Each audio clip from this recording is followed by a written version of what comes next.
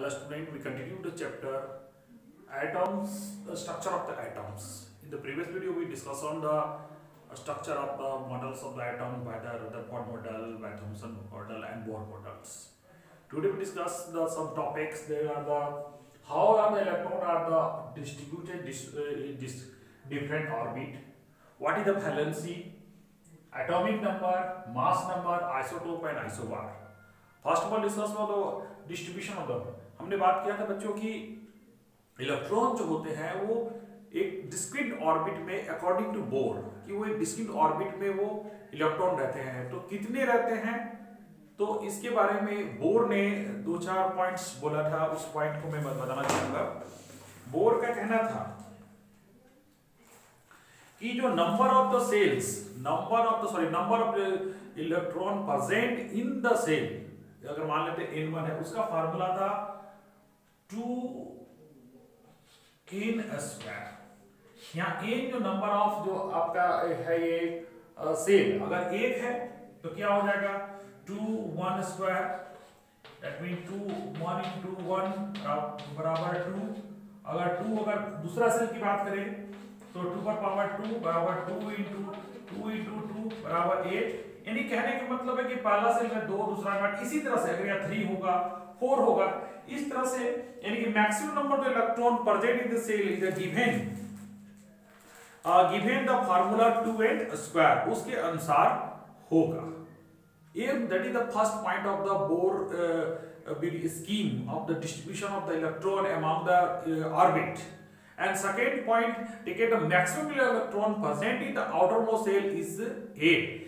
Last जो cell जो होगा, यानी कहने का मतलब जो डिस्ट्रीब्यूशन जो इलेक्ट्रॉन का जैसे ऐसे है, इसमें पहला सेल दूसरा सेल, ये जो लास्ट में होगा उसमें मैक्सिमम इलेक्ट्रॉन होंगे 8 अकॉर्डिंग टू बोर विधि के अनुसार.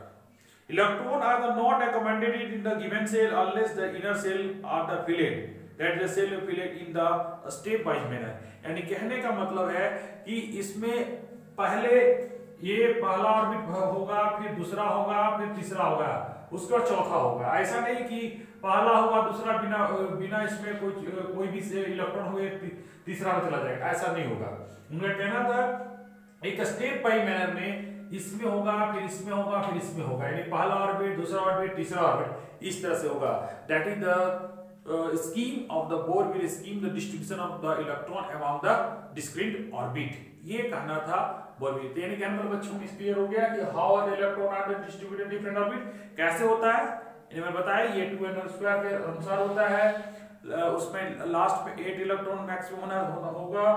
और दूसरी बात कि जो पहले जो एक स्टेप बाय मैनर में हो, कहने का मतलब है कि आपका इलेक्ट्रॉन का जो है डिस्ट्रीब्यूशन होता है, नहीं पहले ऑर्बिट में होगा तभी दूसरा में होगा, तब तीसरे में होगा. ऐसा नहीं कि पहला हुआ फिर दूसरा में होगा तीसरा होगा, ऐसा नहीं होता है. क्लियर. दूसरे वाला बात है वैलेंसी की बात हम लोग करेंगे. वैलेंसी बोलते हैं combining capacity of the electron is called valency.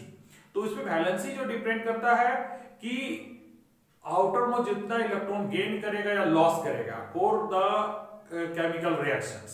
क्योंकि इलेक्ट्रॉन का लॉस करना या गेन करना इलेक्ट्रॉन इसलिए करता है क्योंकि उनको ऑक्टेट पूरा करना रहता है. For the making the octet the element are the react, तो एटम्स जो एलिमेंट जो एटम जो है रिएक्ट करते हैं, इसी वजह से अपने ऑक्टेट को पूरा करने इसलिए इलेक्ट्रॉन देते हैं या इलेक्ट्रॉन लेते हैं. तो ये जो होगा वो कहलाएगा आपका वैलेंसी. देखिए यहां पर देखिए, जैसे कि हम अगर बात करें,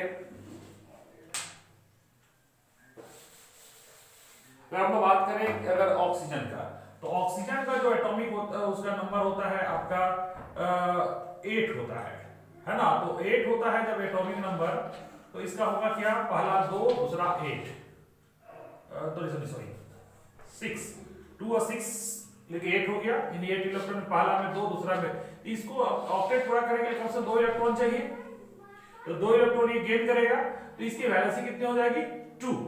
उसी तरह से देखिए यहाँ पर आपको बनाया हुआ है, बहुत अच्छा से यहाँ दिया हुआ है. देखिए KLMN में है ना, इसमें दिखाया गया है हीलियम का एटॉमिक नंबर 1 है, 2 है, 3 है, 4 है।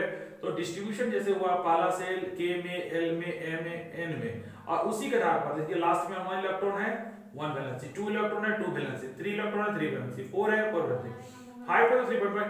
ये कुछ कहीं 5 भी जो ज्यादा होता है तो इलेक्ट्रॉन लेता है, 3.5 जो है इसको जो फास्फोरस को ये किसी का रेयर होता है। 6 है इसका 2 होगा, अगर 2 इलेक्ट्रॉन लेगा अपडेट पूरा करेंगे। 7 है तो 1 लेगा तो 8 हो जाएगा, और 8 अगर लास्ट में है तो इनर्ट गैसेस होगा, दैट विल इनर्ट गैस। यानी कहने वाला valency the number of electron take part in the chemical reactions is called valency. जितना वो लेगा या देगा, ठीक है, जितना गेन करेगा या लॉस करेगा, that is the valency of the electron. ये हो गई आपकी वो बात हो गई। अब हम लोग बात करते हैं एटॉमिक नंबर। एटॉमिक नंबर का मतलब होता है कि नंबर ऑफ प्रोटॉन, यानी कहने का मतलब एटॉमिक नंबर को हम लोग डिफाइन कर सकते हैं कि इसमें नंबर ऑफ प्रोटॉन या नंबर ऑफ इलेक्ट्रॉन जितने होंगे, that is the atomic number. यानी किसी एटम में जितना प्रोटॉन होता है उतने इलेक्ट्रॉन, मैक्सिमम में ऐसे केसेस होता है, तो जितना उसमें इलेक्ट्रॉन प्रोटॉन होगा वो ही कहलाएगा उसका एटॉमिक नंबर। यानी अगर किसी का अगर मान लेते हैं कि अगर हम बोलते हैं तो ऑक्सीजन का एटॉमिक नंबर जो है अगर आपका उसका 8 बोलते हैं, है ना, तो इसका मतलब है कि इसमें जो इलेक्ट्रॉन की संख्या कितना होगा, 8 होगा, प्रोटॉन की संख्या 8 होगा। यानी कहने का मतलब कि एटॉमिक नंबर का मतलब होता है कि number of proton present in the number of proton या number of electron in the atom. Atom में जितने इलेक्ट्रॉन होते हैं या प्रोटॉन होते हैं वही कहलाते हैं एटॉमिक नंबर। एटॉमिक मास की हम बात करें तो एटॉमिक मास जो होता है, एटॉमिक मास का मतलब होता है कि number of proton plus number of neutron, ठीक है। यानी कि किसी भी एटम्स में जितने उसके नंबर ऑफ प्रोटॉन होंगे और जितने उसके न्यूट्रॉन होंगे, दोनों का ऐड कर देंगे, that is the atomic mass, वो कहलाएगा एटॉमिक मास। चलो बच्चों, तो आपको ये क्लियर हो गया वैलेंसी, एटॉमिक मास और एटॉमिक नंबर, एटॉमिक मास। अब आते हैं आइसोटोप, बहुत ज्यादा इंपॉर्टेंट है जो आइसोटोप आइसोबार को समझ लीजिए। देखिए आइसोटोप और आइसोबार ये जो होते हैं, जैसे कि इसमें देखिए कार्बन का, देखिए ये जो कार्बन C6H12, कार्बन C6H14, ये कहलाता है एटॉमिक मास और ये कहलाएगा एटॉमिक नंबर। यानी कहने का मतलब the same atoms, same element have they have the same atomic number but different atomic mass, that is the called isotopes, isotopes। यानी isotopes का मतलब हो गया कि जिसमें आपका ये that means ये number of atom in the some element have the identified which have the same atomic number but different atomic mass। इसका सेम एटॉमिक नंबर होता है, एटॉमिक नंबर सेम है लेकिन एटॉमिक मास डिफरेंस है, इसको हम लोग कहते हैं आइसोटॉप्स। ये आइसोटॉप्स कहलाता है। और अब आइसोबार की बात करें तो आइसोबार में जस्ट उसका उल्टा होता है। इसमें है जैसे कि आपका कैल्शियम, कैल्शियम का 20, 40, उसके बाद आर्गन, आर्गन का आपका इसका 18 और 40। यानी that means the different atom have the different atomic number but same atomic mass, that is called isobar। यानी उसको आइसोबार में क्या होगा कि उसमें आपका एटॉमिक जो मास जो है वो इक्वल होगा और एटॉमिक नंबर डिफरेंट होगा। बच्चों आज के वीडियो में हमने जाना कैसे डिस्ट्रीब्यूशन होता है, वो जाना। आप बुक्स को भी रीड कर लीजिएगा अपने वीडियो देखने के बाद, तो और अच्छी तरह समझ में आएगा आपको।